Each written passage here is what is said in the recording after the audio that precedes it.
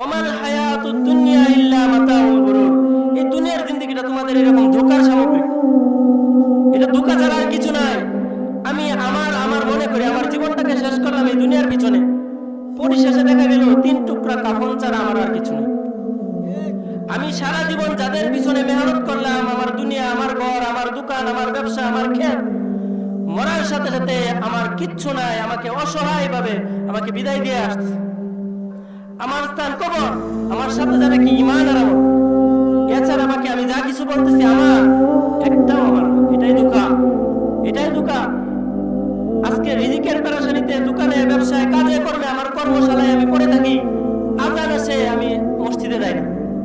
রমজান মাস চলে যাইতেছে, মনে বলি অনেক কষ্ট, অনেক পরিশ্রম করতে হয়, রোজা রাখতে পারি না, অজর ছাড়াই শুধু শুধু রোজা ছেড়ে দিই। এটা হলো দুনিয়ার ধোঁকা, এটাই ধোঁকা। এখন প্রশ্ন, এই জন্মের পরে এবং মৃত্যুর পূর্বে এই যে সময়টা, এই সময়টার মানে কি? এই সময়ের উদ্দেশ্য কি? আমরা এই দুনিয়াতে কেন আসলাম? এই সময় আমাকে কেন দেওয়া হবে?